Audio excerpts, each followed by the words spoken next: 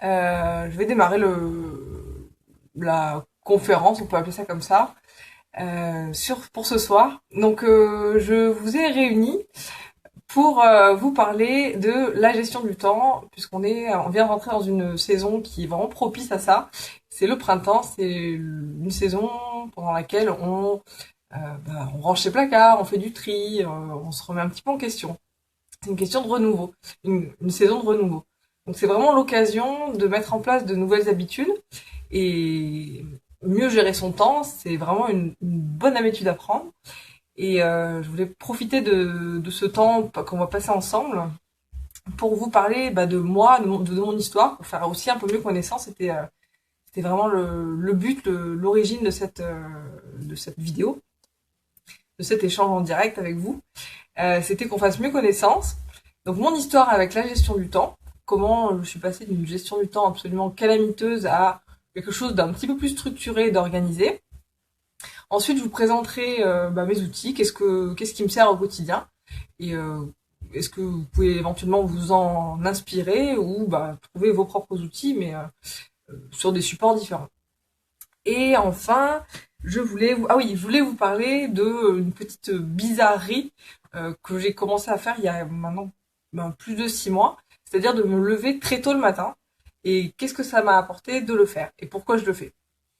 Quand je dis très tôt, c'est-à-dire que je suis debout à 5 heures du matin en général.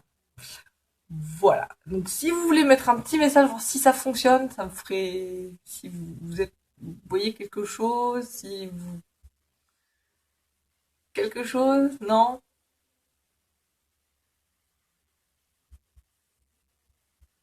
Oui. Ok, Merci. Allez, on continue. Alors, donc, quand j'étais... avant de devenir entrepreneur, j'étais salarié. Et j'avais pas exactement une gestion du temps très cohérente. Je faisais les choses au jour le jour, comme on me disait de les faire. Et c'était pas un sujet sur lequel je m'étais particulièrement penchée. Ça m'intéressait pas non plus beaucoup. Je me laissais un petit peu porter par les semaines, par les jours qui passaient. Et je me posais pas trop de questions à savoir j'étais vraiment enfin, est-ce que ça me nuisait ou est-ce que voilà, c'était quelque chose un petit peu à l'image de ma carrière, je me posais pas trop de questions, je me laissais un petit peu porter, flotter. Et puis j'ai eu l'occasion de faire une année sabbatique pendant laquelle du coup j'ai pas du tout travaillé. Et en fait, ça s'est vraiment empiré le fait de pas gérer mon temps, de pas me poser la question de comment je gère mon temps. Ça n'a fait que s'empirer puisque là j'ai plus du tout aucune structure, j'étais complètement en freestyle et j'avais rien pour me structurer dans mes journées et en plus je n'avais pas d'objectif très précis dans ce que j'allais faire là-bas. Je donnais des cours d'impro mais ça restait très très flou et ça me prenait pas beaucoup de temps dans la semaine. Donc du coup, quand il a fallu mettre des choses en place comme organiser un voyage de 2 mois et demi, j'ai pas réussi à le faire parce que complètement j'étais complètement amorphe dans ma capacité à passer à l'action, et à gérer le temps, qu'est-ce que je faisais de mon temps, et au final, j'en faisais pas grand-chose de mon temps. Euh, C'est-à-dire que je profitais de la ville, puisque j'étais à Singapour, j'étais à Singapour, donc je profitais de la ville, je me baladais, la piscine, etc. Je regardais aussi beaucoup de séries à l'époque, et le temps passait très vite, mais je l'exploitais pas vraiment euh, comme j'aurais pu le faire.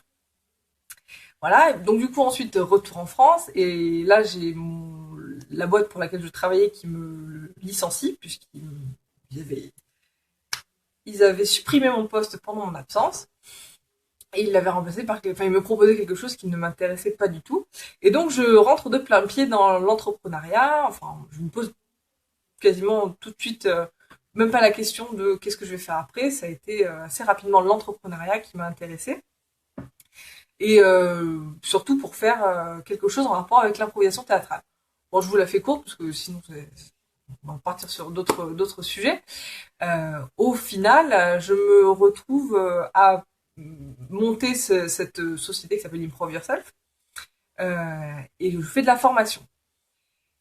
Sauf que je me suis retrouvée face à un phénomène assez rapidement, c'est que le matin, je me réveillais à 9h, 9h30, et j'avais aucune énergie, j'avais pas de jus, et j'avais juste une énorme boule au ventre qui me prenait et qui me lâchait plus quasiment de toute la journée parce que j'avais pas de structure, je savais pas où j'allais, j'avais pas défini mes objectifs et en fait c'était le stress et la peur qui prenaient le dessus sur tout le reste et j'étais vraiment je manquais vraiment de j'ai un appel, excusez-moi, ça tombe pas au bon moment. Je manquais vraiment d'os quoi, de structuration et je savais pas où j'allais. Et les mois sont passés, j'ai travaillé, j'ai accompagné des personnes, je donnais des conseils. Je leur disais quoi faire pour gérer leur temps, mais j'appliquais pas forcément ces conseils à moi-même. Et qu'est-ce que je voulais vous dire? Oui, donc ça a continué, ça s'est perpétué jusqu'à ce qu'il y ait un déclic qui m'a fait prendre conscience que j'arriverais pas à atteindre mon but, c'est-à-dire de vivre de mon activité d'entrepreneur, si je mettais pas en place des, une structure vraiment qui me cadre. Voilà. Mais cette structure, j'en ai eu besoin le jour où j'ai eu vraiment des objectifs qui m'ont poussé au cul, vraiment pour parler vulgairement, qui m'ont vraiment donné envie de me dépasser. J'ai eu un like pour le pousser au cul. Euh, qui m'ont vraiment donné envie de me dépasser et d'aller au-delà de ce que je connaissais et de ce que je savais faire. Et ce déclic, ça a été le fait que je sois tombée enceinte. Et en fait, tout ce que autour de quoi j'ai tourné pendant tous ces mois, voire années, parce que j'ai commencé ce projet en 2014, ça s'est aligné vraiment, je peux parler de semaines, ça s'est aligné vraiment très rapidement parce que j'avais un but, un objectif qui était identifié, qui était clair pour moi, qui était vraiment, qui avait généré un moteur en moi. C'est-à-dire que il fallait que ça marche. Là, j'avais plus le choix, j'avais une échéance. C'est quand mon petit va venir au monde. J'ai cette échéance qui arrive, elle est indubitable. Et quand elle est là, il faut que ça marche parce que je peux pas, parce que je veux être à la maison pour profiter de mon enfant le plus possible. Et je j'ai pas envie de retourner pour travailler pour quelqu'un parce que je crois énormément en ce que je fais, en mon projet. Et je sais que ça peut marcher. Mais ça, je pouvais pas le faire tant que j'avais pas cette gestion du temps, cette organisation qui était mise en place. Donc, je me suis fait accompagner pour la partie web marketing parce que j'étais vraiment complètement, je partais de zéro, hein, parce que j'ai fait des études de comptabilité et finance, donc j'avais aucune notion de marketing. Je me suis fait accompagner et ça, pour le coup, ça a vraiment, vraiment été très utile parce que je me sentais tourner autour du pot depuis tellement de temps et ça m'a permis de mettre en place mes objectifs par rapport à ça et d'avoir beaucoup plus d'impact, d'être beaucoup plus logique dans mes actions, dans mon quotidien et de vraiment, là, je vois en quelques mois la différence que j'ai pu faire au niveau de mon activité. Donc ça a été un premier déclic. Et alors là, qu'est-ce que j'ai mis en place pour m'accompagner au quotidien, qui fonctionne pour moi et que je voulais partager avec vous. Donc j'ai un cahier, j'aime bien les cahiers, j'aime beaucoup les cahiers. Euh, Peut-être que vous préférez utiliser des applications ou votre ordinateur ou un fichier Excel. Et ça, c'est vraiment propre à chacun. Je pense on a chacun les supports qui nous correspondent et c'est bien. J'ai pas de problème avec ça. Mais c'est juste trouver le support qui vous va. Faites des tests et il y a plein d'applications qui existent. J'en ai testé, je sais pas combien, avant de me dire que non, en fait, ce qui me correspond, c'est le bon vieux cahier et le stylo. Il y a plein de choses qui existent pour vous aider, pour prendre de nouvelles habitudes, pour vous empêcher d'aller sur Facebook 50 fois par jour. Il y a plein de solutions à vos problèmes. Il y a déjà des gens qui y ont pensé pour vous. C'est généralement des applications qui sont gratuites. Donc, d'essayer, chercher, vous allez trouver ce qui vous correspond. Et ça vaut vraiment le coup d'y investir un peu de temps parce qu'au final, ça va vous en faire gagner beaucoup dans le futur. Donc, mon premier cahier, c'est mon cahier d'action en cours. Tout ce que je suis en train de faire en ce moment. Donc là, par exemple, sur cette semaine, voilà, c'est mes actions à mener cette semaine. Je note aussi des rendez-vous, enfin des choses que je vais dire en rendez-vous, qui vont me porter mais c'est pas français, qui vont me faire mener des actions. C'est pas très français non plus, mais bon. Des informations que je vais avoir, des choses que j'ai envie de garder avec moi, des informations intéressantes, des idées aussi que je vais noter plus vers la fin du cahier. Donc voilà, c'est comme ça que j'exploite celui-là. Ensuite, j'ai toujours avec moi un bloc-notes pour mettre mes brouillons, mes idées du moment, mais voilà, c'est toujours un bloc-notes sous la main, c'est super, super utile.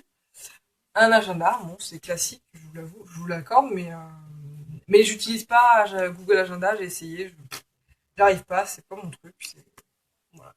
Donc mon agenda que j'aime bien parce qu'il y a toute ma semaine en un seul, je vois tout ce que va se passer dans ma semaine, je peux voir les jours où je vais être complètement booké ou les jours où j'ai plus de temps, donc j'aime bien tout avoir de visu. Voilà. Et enfin, mon petit dernier que j'ai donc mis en place récemment, que j'aime beaucoup, c'est ce qui s'apparente à, on appelle ça un bullet journal, mais franchement il est tellement moche que je n'ose pas l'appeler comme ça. Mais bon, c'est pas, j'ai pas envie de passer du temps dessus et ça m'intéresse pas. Par contre, ce qui m'a intéressé, c'est de passer du temps à réfléchir à mes valeurs, à pourquoi je faisais ce que je faisais et à le mettre en plus ou moins. Enfin, ça, c'est pour moi, c'est beau pour ce que je sais faire avec ma main, c'est joli. Donc voilà, et j'ai noté mes trois valeurs de base. Si vous l'avez pas fait chez vous, si quand là quand je vous montre mon cahier, vous vous dites tiens, c'est quoi mes valeurs, vous savez pas ce que c'est, je vous invite vraiment à vous poser la question. C'est la base quoi.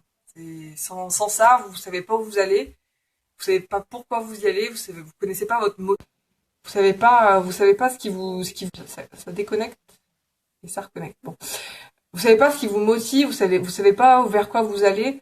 Et c'est vraiment, je m'y réfère assez souvent à ces valeurs. Je me rappelle pourquoi de la sorte. Donc voilà, mes valeurs, liberté, énergie, plaisir. C'est vraiment ce qui me correspond. Et ensuite aussi, pour pas oublier les choses que je n'ai pas envie, vers lesquelles je n'ai pas envie d'aller. Comme moi,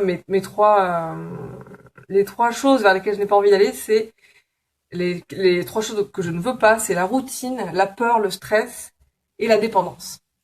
Voilà, donc toutes les actions que je mène au quotidien, j'essaie de tout faire pour ne pas aller dans ce sens-là, pour ne pas retomber dans mes vieux travers, pour ne plus jamais avoir à me réveiller le matin avec une boule au ventre et un stress, enfin et une fatigue immense qui me donne juste qu'une seule envie, c'est de retourner me coucher. Voilà, donc après vous l'organisez comme vous voulez, votre journal, si vous voulez en avoir un. Moi ce que j'ai fait aussi dedans, super important, après les valeurs, c'est les objectifs. Donc mes objectifs pro et perso. Voilà, donc là je me dis que c'est bien qu'on soit que au mois de mars parce que j'ai encore plein de boulot. C'est cool, j'ai plein de trucs à faire. Et puis ensuite mes trackers, ce que j'appelle mes trackers. Alors bon, moi je suis indépendante, mais je pense que vous de votre côté en tant que salarié, c'est pas vous pouvez très bien avoir vos propres trackers et ça dépend vraiment des objectifs que vous vous êtes fixés. Les trackers, qu'est-ce que c'est? C'est par exemple si vous êtes commercial, ça va être le chiffre d'affaires que vous avez réussi à générer pendant le mois dernier, puis ensuite cumulé sur l'année, comparé à vos objectifs, voilà. Ça c'est vraiment un tracker de base. Moi dans ce que je fais, ça va par exemple être le nombre de connexions sur mon site internet, le nombre de likes sur ma page Facebook, voilà, c'est plein de choses qui vont me permettre de me dire est-ce que je m'approche de mes objectifs ou pas, ou de pouvoir faire un point tout au long des semaines et des mois qui passent dans mon année, de pas me laisser porter par les jours, de pas me laisser flotter à nouveau, et de vraiment savoir est-ce que je suis en progression ou pas. Voilà. Ensuite, j'ai fait une sorte de comment dire, tous les jours de la semaine, une espèce d'organisation générique où je me dis voilà tel jour je vais faire ça, tel jour je vais faire ça. Ça veut pas dire que je vais le respecter, mais ça peut m'aider à structurer ma semaine de manière plus efficace. Ensuite, j'ai mon agenda à l'année, on va dire. Pareil, c'est de grosses échéances, c'est des choses où je sais qu'ils vont bientôt arriver, comme l'arrivée de mon petit enfant au mois de juin. Voilà, voilà.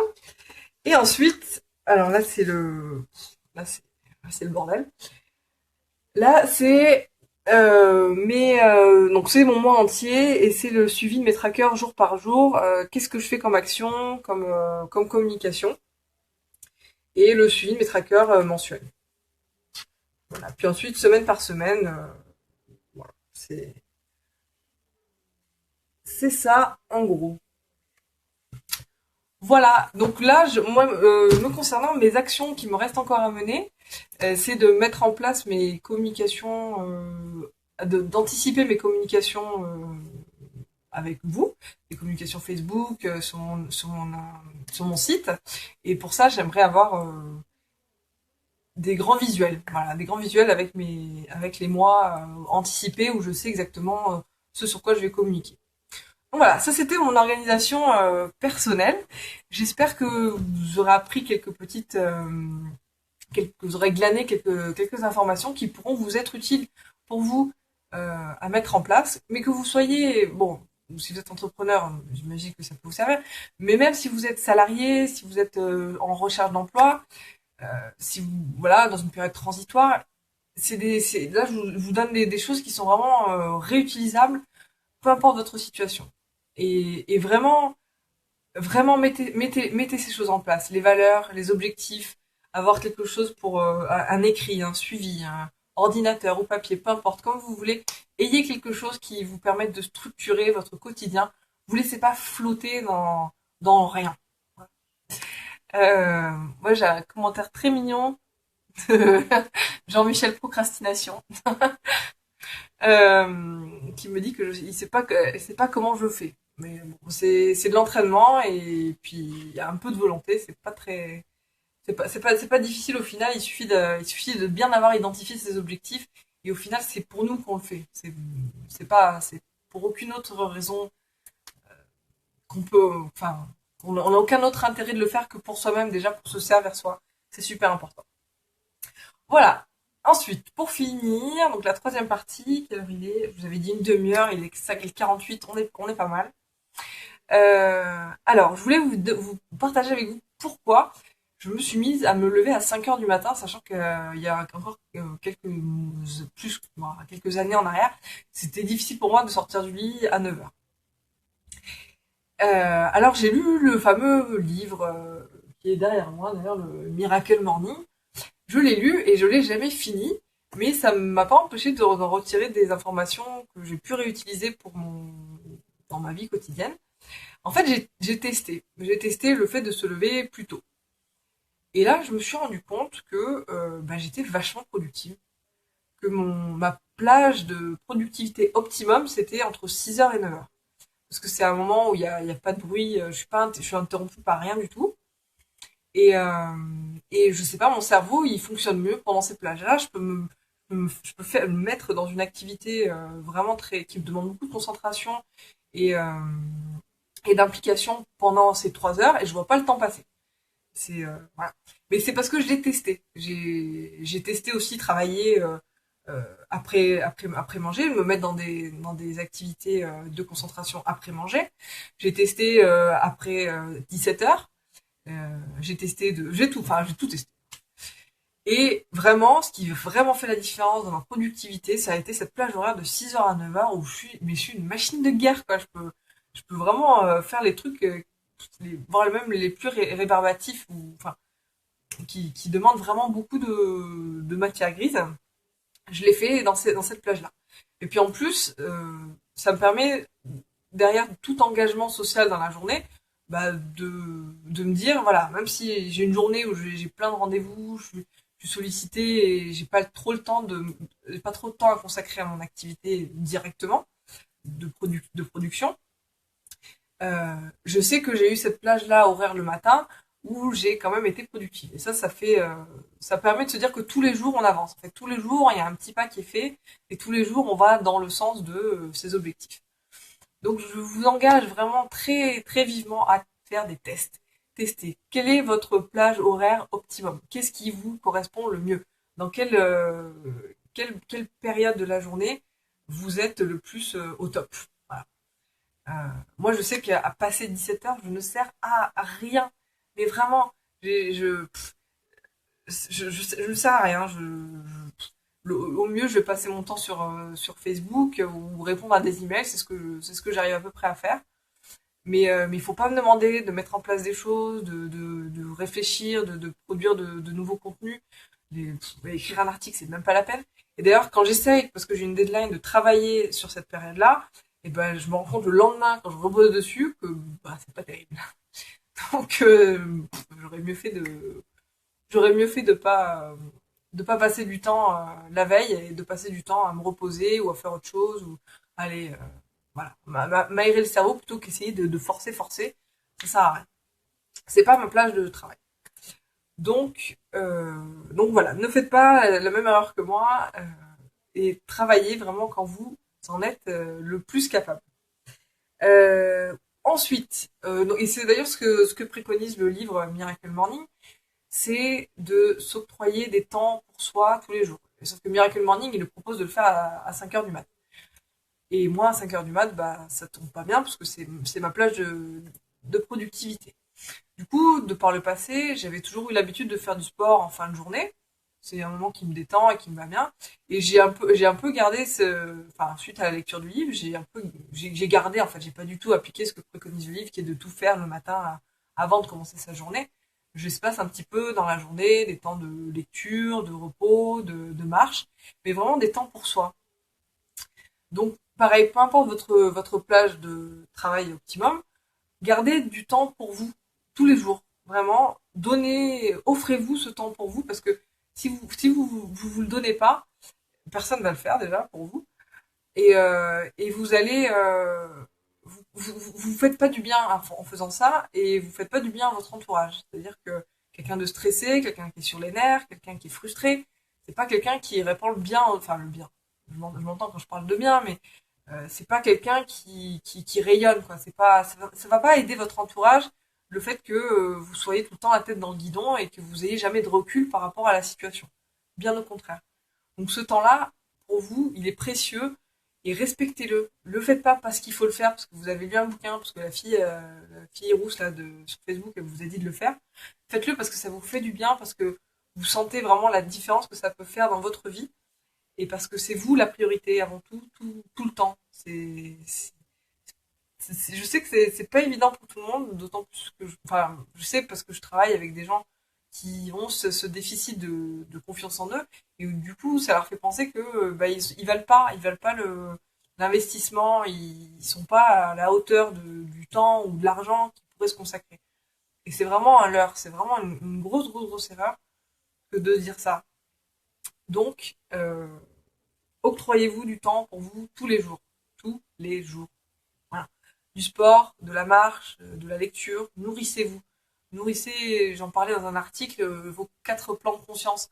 Le mental, le corps, l'émotionnel et le spirituel. Voilà. C'est un petit peu de varier, de varier les 4 plans, de nourrir ces 4 plans. Il n'y en ait pas un qui soit plus investi que les autres. Et donc, ce que je disais pour terminer, testez, faites des tests et encore des tests jusqu'à ce que vous vous sentiez vraiment bien dans votre organisation et que vous soyez plein d'énergie et de temps. Parce que c'est ça, au final, le but, c'est de plus avoir à subir votre temps, mais d'en faire un allié, d'en faire une force, de vous dire, voilà, mon temps, c'est pas quelque chose qu'on m'impose, c'est pas quelque chose, c'est pas, c'est que, par exemple, le terme j'ai pas le temps disparaisse complètement, définitivement, de votre vocabulaire, parce que ça aussi c'est un leurre. Le temps, on l'a toujours. Ce qui va influencer ce qui va influer sur le temps, c'est les priorités qu'on donne à ce qu'on fait. Et sauf que on peut pas définir de priorité tant qu'on n'a pas défini ses objectifs, on peut pas définir d'objectifs tant qu'on n'a pas défini ses valeurs. Voilà. Donc il y a vraiment tout ce travail à faire que je vous conseille de réaliser pour pouvoir reprendre la main sur votre vie et votre quotidien. Voilà, il est maintenant 19h55. J'ai tenu mes 25, ma presque demi-heure. J'espère que cette vidéo vous aura été utile, que vous avez apprécié le temps passé ensemble, que ça vous a aidé à mieux faire connaissance avec moi.